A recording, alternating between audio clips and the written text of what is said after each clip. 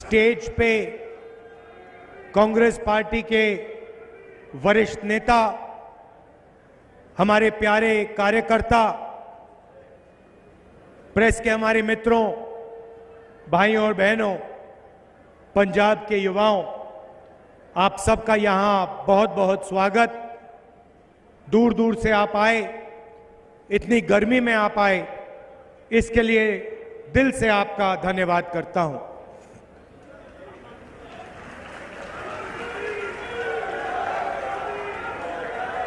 पंजाब का मूड कैसा है? मूड कैसा है आपका? आप जानते हो कि आप लोग देश का मूड बनाते हो। भाइयों और बहनों, ये जो लड़ाई चल रही है, ये मामूली चुनाव नहीं है। ये आजादी के पहली बार ये दूसरे तरीके का चुनाव है, क्योंकि इस चुनाव में नरेंद्र मोदी जी और बीजेपी के सीनियर नेता संविधान पर आक्रमण कर रहे हैं। पहली बार इंडिपेंडेंट हिंदुस्तान के इतिहास में उनकी पार्टी के नेताओं ने खुलकर कहा है कि अगर हम चुनाव जीत गए तो हम इस संविधान को बदल देंगे, रद्द कर देंगे, खत्म कर देंगे, फेंक देंगे। अब इसका मतलब समझिए। लोग सोचते हैं कि यह संविधान 70-80 साल पुरानी किताब है। वो सही है, मगर इस संविधान के अंदर जो सोच है वो 70-80 साल पुरानी सोच नहीं है। वो हजारों साल पुरानी सोच है। मैं अमृतसर में हूं। अगर आप गुरु नानक जी की सोच को देखें और समझें तो आपको पता लगेगा कि इस संविधान में गुरु नानक जी की सोच है।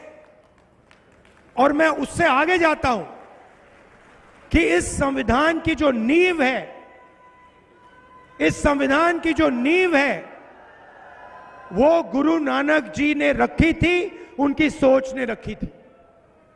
और सिर्फ गुरु नानक जी ने नहीं, ऐसे हिंदुस्तान में अलग अलग महापुरुषों ने वही सोच देश के सामने रखी थी। चाहे वो बुद्धा हो, बुद्ध भगवान हो, नारायण गुरु जी हो, बसवना जी हो, इन सब की सोच इस किताब में है। और आज बीजेपी के लोग सामने आके कह रहे हैं कि हम गुरु नानक जी की सोच पर आक्रमण करेंगे और उसको हम खत्म कर देंगे। उस सोच का रिप्रेजेंटेशन मॉडर्न हिंदुस्तान में गुरु नानक जी की सोच का यही रिप्रेजेंटेशन है। गुरु नानक जी ने कहा था कि सब लोग समान हैं, सबकी इज्जत होनी चाहिए, सबका आदर होना चाहिए, सबके साथ मोहब्बत होनी चाहिए। यह कॉन्स्टिट्यूशन भी वही कहता है।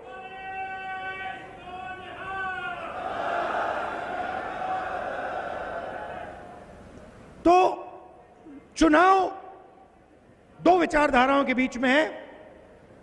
एक तरफ नरेंद्र मोदी जी और बीजेपी के लोग जो इसको खत्म करना चाहते हैं, और दूसरी तरफ कांग्रेस पार्टी जो संविधान की रक्षा कर रही है। कांग्रेस पार्टी देश की जनता के साथ, अंबेडकर जी के साथ ये कॉन्स्टिट्यूशन लाई थी। तो अगर बीजेपी इस पर आक्रमण कर रही है तो वो अंबेडकर जी की सोच पर भी आक्रमण कर रही है।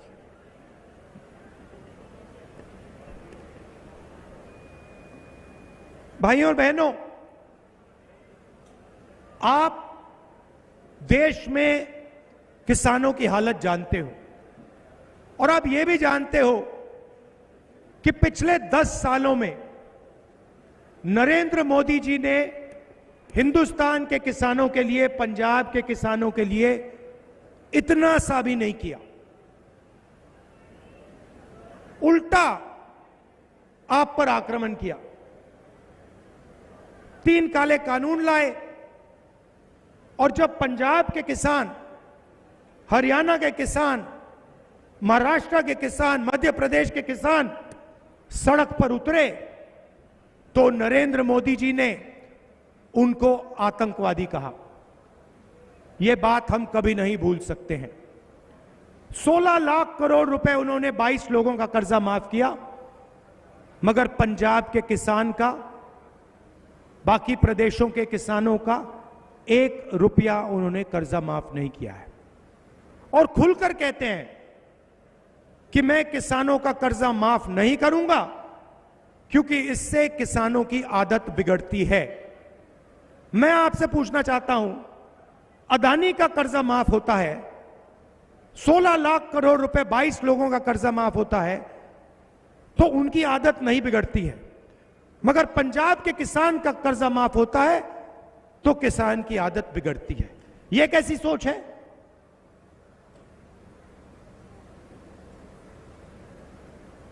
कन्याकुमारी से कश्मीर तक मैं पैदल चला, पंजाब से निकला और हजारों किसानों से मैंने बात की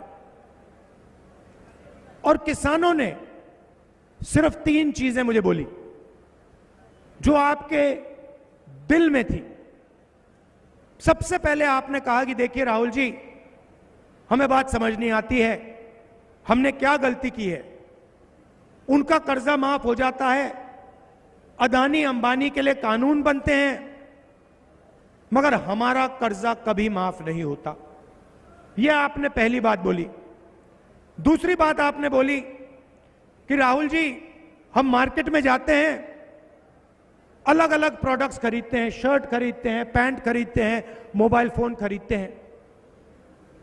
सब प्रोडक्ट्स के लिए सही दाम मिलता है, दाम लिखा होता है, मगर जब हम अपना अनाज बेचते हैं, शुगर केन बेचते हैं, आलू बेचते हैं, तो हमें सही दाम नहीं मिलता। और तीसरी बात आपने कही कि नरेंद्र मोदी जी बीमा योजना लाए हैं, इस योजना से 16 कंपनियों को फायदा होता है, हमारा नुकसान होता है, आंधी आती है, तूफान आता है, कंपनीज को हम फोन लगाते हैं, ईमेल भेजते हैं, कंपनी जवाब देती है कि हम आपको बीमा का पैसा नहीं दे सकते। ये 3 चीजें पंजाब के किसानों ने, बाकी देश के किसानों ने मुझे कही। तो इन 3 सवालों को मैं आज आपको जवाब देना चाहता हूं। पहला काम, जैसे यूपीए सरकार ने किसानों का कर्जा माफ किया था, वैसे ही कांग्रेस पार्टी पंजाब के किसानों का, बाकी देश के किसानों का कर्जा माफ करने जा रही है। दूसरी बात, यह सिर्फ एक बार नहीं होगा। हम सरकार में एक ग्रुप बनाएंगे जो किसानों की फाइनेंशियल सिचुएशन को स्टडी करेगा, और जब भी हिंदुस्तान के किसानों को कर्जा माफी की जरूरत होगी, इंडिया गठबंधन की सरकार किसानों का कर्जा माफ करेगी। एक बार नहीं, अनेक बार हम ये काम करने के लिए तैयार हैं। दूसरी बात, नरेंद्र मोदी जी ने साफ कहा कि कानूनी एमएसपी हम नहीं देंगे। मैं यहां आपको साफ कह रहा हूं, इंडिया गठबंधन की सरकार पंजाब के किसानों को, हिंदुस्तान के किसानों को गारंटी करके कानूनी मिनिमम सपोर्ट प्राइस देने जा रही है। और तीसरा काम, जो आपने बीमा की बात बोली, नरेंद्र मोदी जी का जो बीमा का प्रोग्राम है वो 16 कंपनियों की मदद करता है। इस प्रोग्राम को हम रिस्ट्रक्चर करेंगे, किसान फ्रेंडली बीमा योजना बनेगी और 30 दिन के अंदर हिंदुस्तान के सब किसानों का पैसा उनके खाते में चला जाएगा, उससे ज्यादा डिले नहीं होगा। ये थी बात किसानों की। अब भाइयों और बहनों, नरेंद्र मोदी जी ने अरबपतियों का काम किया। आपने देखा होगा, पता नहीं देखा नहीं देखा, उनके आजकल बड़े इंटरव्यूज चल रहे हैं। देखा आपने? देखा? उनके इंटरव्यूज चल रहे हैं, मीडिया के 4 चमचे बैठा देते हैं, उनसे सवाल पूछते हैं, नरेंद्र मोदी जी जवाब देते हैं। सवाल कैसे होते हैं? नरेंद्र मोदी जी, आप आम कैसे खाते हो? काट के खाते हो या चूस के खाते हो? ऐसे सवाल चल रहे हैं। तो उन इंटरव्यू में एक चमचे ने उनसे पूछा, मोदी जी, हिंदुस्तान में अमीर लोग अमीर होते जा रहे हैं और गरीब लोग गरीब होते जा रहे हैं, इसके बारे में आप क्या सोचते हो? नरेंद्र मोदी जी का जवाब आता है, सोचते हैं पहले, वो थोड़ी देर सोचते हैं, ऐसे सोचते हैं,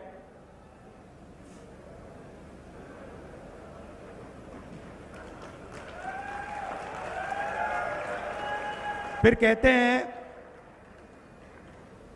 क्या चाहते हो कि मैं सबको गरीब बना दूं?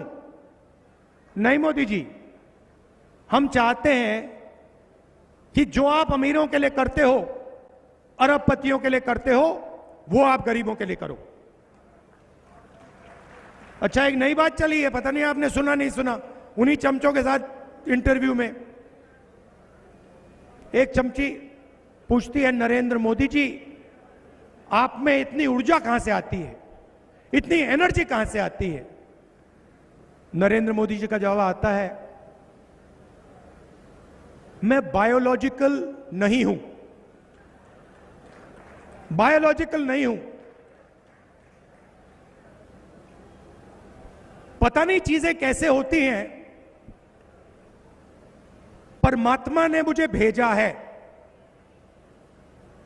और मैं बायोलॉजिकल नहीं हूं, मैं परमात्मा का काम करता हूं, मुझे परमात्मा ने मिशन पे भेजा है। मतलब हिंदुस्तान के बड़े से बड़े महापुरुषों ने यह बात नहीं बोली, मगर नरेंद्र मोदी जी को लगता है कि परमात्मा ने उनको चुना है, सिर्फ उनको। हम सब बायोलॉजिकल हैं, हिंदुस्तान के किसान, मजदूर, प्रेस रिपोर्टर सब बायोलॉजिकल, मगर नरेंद्र मोदी बायोलॉजिकल नहीं, एक व्यक्ति को भेजा है, परमात्मा ने भेजा है। मैं सोच रहा था, नरेंद्र मोदी जी, ये फीलिंग आपको कब आती है? ये आपको 24 घंटे लगता है या सुबह ऐसा लगता है या शाम को लगता है? और ये जो आपको फीलिंग आई, ये नोटबंदी से पहले भी आई थी क्या? गलत जीएसटी लागू करने से पहले आई थी? ये मैं सवाल पूछ रहा हूं क्योंकि नरेंद्र मोदी के हाथ में परमाणु बम का स्विच है। खैर, बड़े इंटरव्यू चल रहे हैं, उसमें नरेंद्र मोदी जी टिप्पणी दे रहे हैं। शायद परमात्मा ने कहा है कि हिंदुस्तान के सारे इंफ्रास्ट्रक्चर को, एयरपोर्ट्स को, पोर्ट्स को अदानी को पकड़ा दो, मगर पिछले 10 साल उन्होंने यही किया है। तो अब हम उल्टा करने जा रहे हैं। उन्होंने 22 अरबपति बनाए, हम करोड़ों लाखपति बनाएंगे।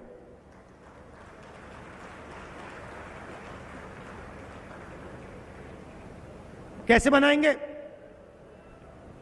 महालक्ष्मी योजना, हिंदुस्तान के सब गरीब लोगों की लिस्ट बनेगी, हर गरीब परिवार की लिस्ट बनेगी, पंजाब में, हरियाणा में, बाकी प्रदेशों में।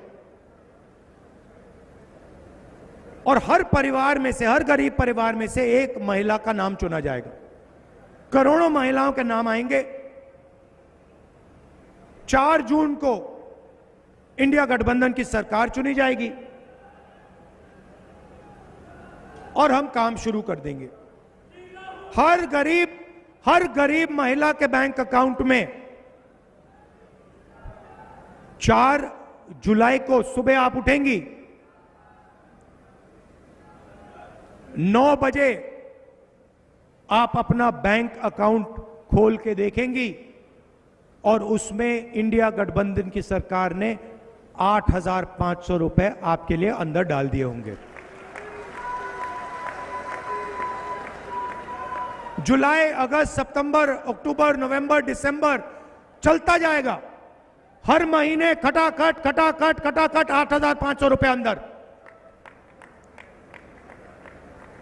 साल के 1 लाख रुपए हिंदुस्तान के हर गरीब परिवार के बैंक अकाउंट में जाएगा। यह क्रांतिकारी काम है। ऐसा काम किसी भी सरकार ने आज तक नहीं किया है। ये हम करने जा रहे हैं। आप सोचिए, सबसे गरीब परिवारों को साल का 1 लाख रुपया, महीने का 8,500 रुपया, इससे गरीबी पर बहुत जबरदस्त चोट लगेगी।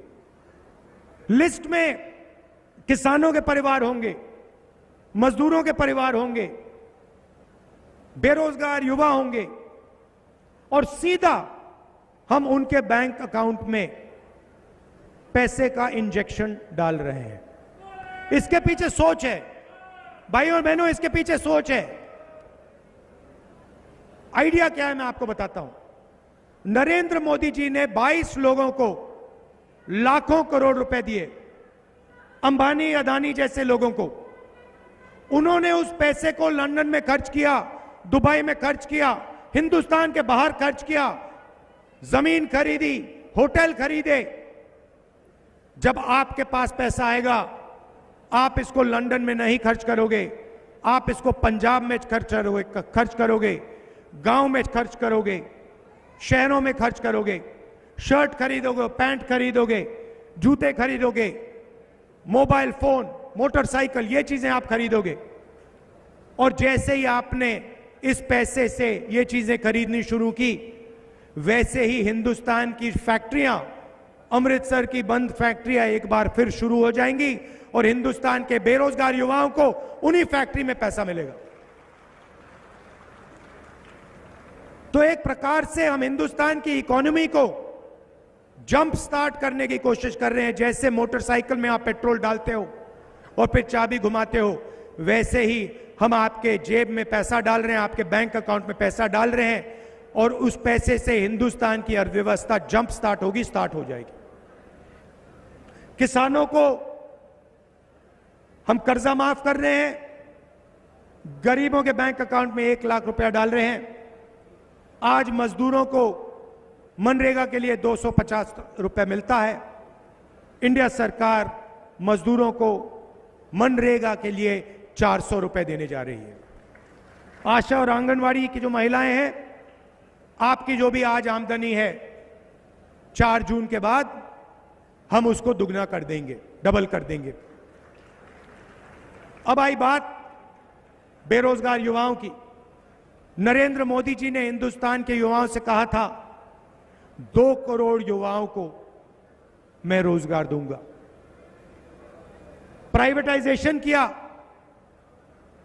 सरकारी वैकेंसीज नहीं भरी, अमृतसर, पंजाब और पूरे हिंदुस्तान के स्मॉल और मीडियम बिजनेसेस को खत्म कर दिया, गलत जीएसटी लागू की, नोटबंदी कर दी और इसका नतीजा हिंदुस्तान देख रहा है।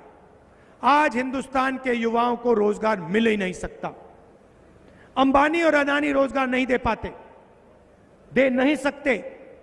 रोजगार स्मॉल और मीडियम इंडस्ट्री देती है, छोटी छोटी फैक्ट्रियां देती हैं, रोजगार एग्रीकल्चर में दिया जा सकता है।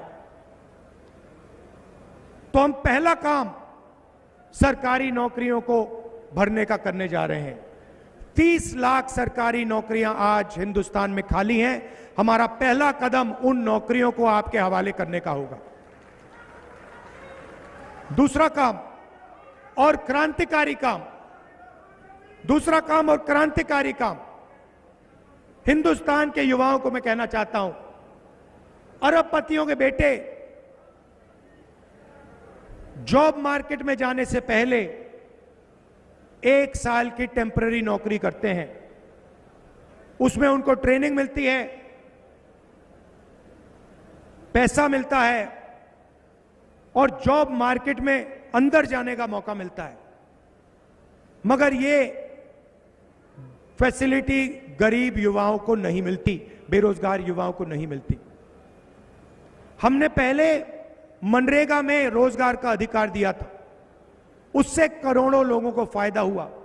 मगर जो हमारे ग्रेजुएट्स हैं, अंडर ग्रेजुएट्स, डिप्लोमा होल्डर्स, इस योजना से उनको फायदा नहीं हुआ। इसीलिए हम ग्रेजुएट्स को, डिप्लोमा होल्डर्स को, यूनिवर्सिटी कॉलेज ग्रेजुएट्स को एक नया अधिकार देने जा रहे हैं, पहली नौकरी पक्की का अधिकार। प्राइवेट सेक्टर में, पब्लिक सेक्टर में, बीएचईएल, एचएएल, सरकारी अस्पतालों में, सरकारी कॉलेजेस, यूनिवर्सिटीज में, सरकारी ऑफिसेज में आपको 1 साल की नौकरी का अधिकार मिलेगा। बेहतरीन ट्रेनिंग मिलेगी। हर महीने आपके बैंक अकाउंट में 8,500 रुपए जाएंगे, साल के आपको 1 लाख रुपए मिलेंगे। हिंदुस्तान के सारे बेरोजगार युवाओं को यह फैसिलिटी मिलेगी। इससे हिंदुस्तान को एक ट्रेंड वर्कफोर्स मिलेगी।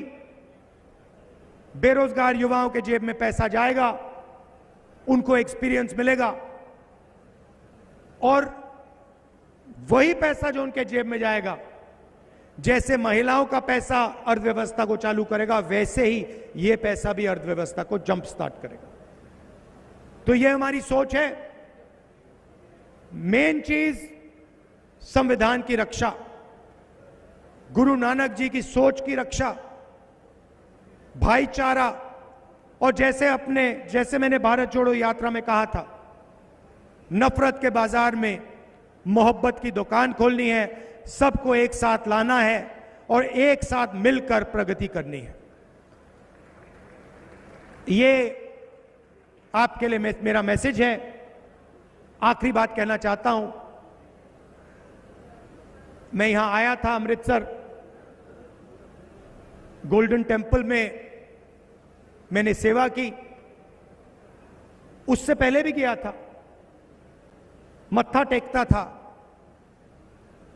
मगर सेवा नहीं की थी। जब मैंने सेवा की तो बिल्कुल दूसरे तरीके से मुझे बात समझ आई, इतनी शांति मिली और थोड़ा सा जो आपका ये धर्म है, सुंदर धर्म है, इसके बारे में थोड़ा सा मुझे समझ आया। तो मैं आपसे कहना चाहता हूं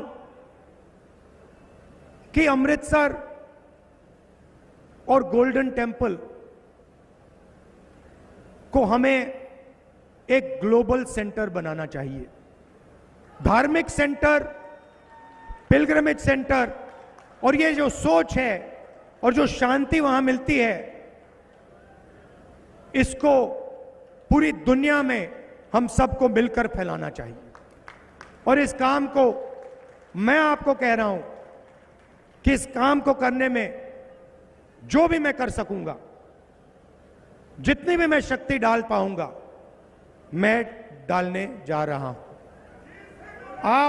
आप सबका दिल से बहुत बहुत धन्यवाद। और जो गुरु नानक जी ने, गुरु गोविंद सिंह जी ने रास्ता हमें दिखाया है, उस रास्ते पे हम सबको मिलकर आगे बढ़ना चाहिए। बहुत बहुत धन्यवाद। नमस्कार। जय हिंद, जय पंजाब। हेलो हेलो, बहुत बहुत धन्यवाद राहुल जी। मैं हुण बेनती करूंगा अमृतसर की समुची लीडरशिप, साडे कैंपेन कमेटी के मैंबर साहबान, राणा जी, राणा गुरजीत सिंह जी और खास तौर